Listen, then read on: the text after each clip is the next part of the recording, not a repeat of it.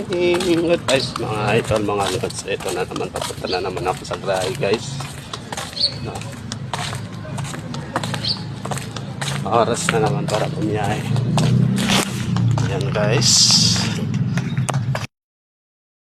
Malapit na ako sa aking grahe. No? So mag-umpisa na tayo. Magbiyahe, tumayod, magtrabaho. So guys, ayan na nga pala yung aking binaman yung jeep. So mag-ano na tayo. Hanggang dito na lang guys. Ayan guys, no? So gumagawa na naman tayo ngayon.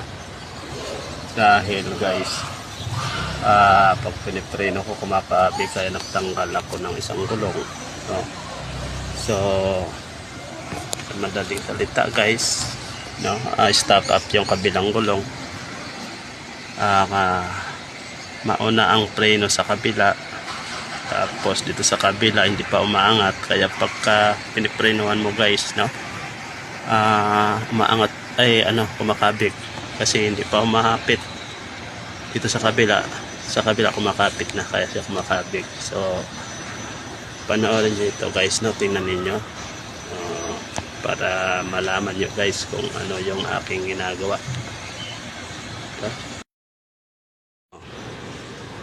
Natanggal ko na lahat, no? Ito po ang kanyang lining, no? So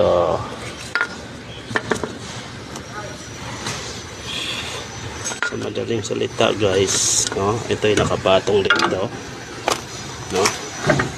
So bigyan ko kayo ng sample. Yan guys, no?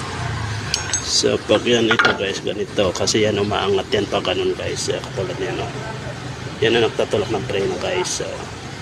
Ngayon pagka ganyan guys, hindi siya bumabalik ganun, naka-steady siyang ganun, naninikit yan.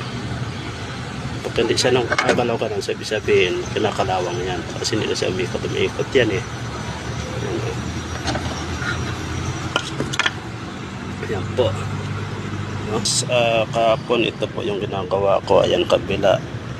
So yan po yung unang pag tinapakan mo ang preno ay umaangat ang kanyang preno, kumakabig dahil siyempre naglalaro na ang kanyang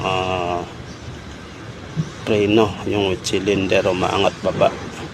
Mauna siya umangat dahil may grasa siya. So, sa kabila puro kalawang. So ayan po siya.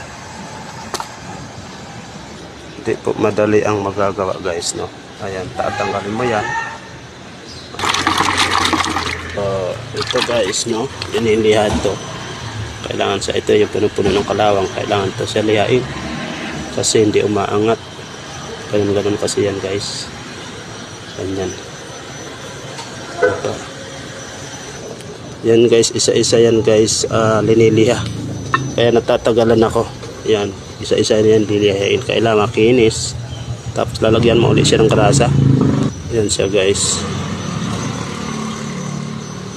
Kailangan siya malinis. Kasi lalagyan ulit ng grasa yan.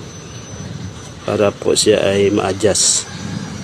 Pagdating naman sa kanyang lining, pero palitin na ito lining na ito kasi manipis na. Pero pwede papatsagan kasi wala pa siya ang wala pang budget. So goma lang muna. Ito guys yung yung goma. Ayan. Kailangan ito guys palitin na kasi wala na ito.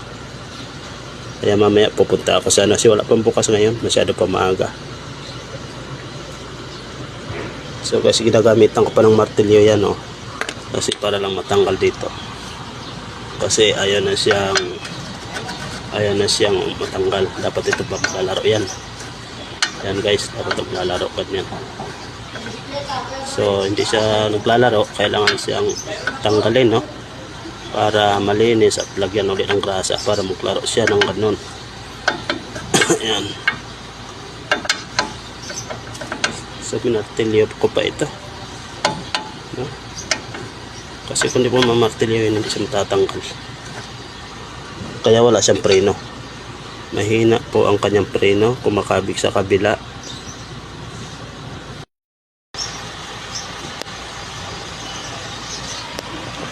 Ayan guys, no? So tinatanggal ka pa pati gulong, pero guys kasi mabigat, no? Tanggalin din yung gulong na ito. So pero talaga ang buhay, kailangan natin maghirap para kumita. So guys, hanggang dito na lang. Maraming salamat po sa inyong mga pagsusubaybay ng aking video. Masasabi ko lang po, mga idol, mga notes, pag-iwan lang po kayo ng bakas para masundan ko kayo. Thank you so much. Maraming salamat po. Ingat po tayong lahat.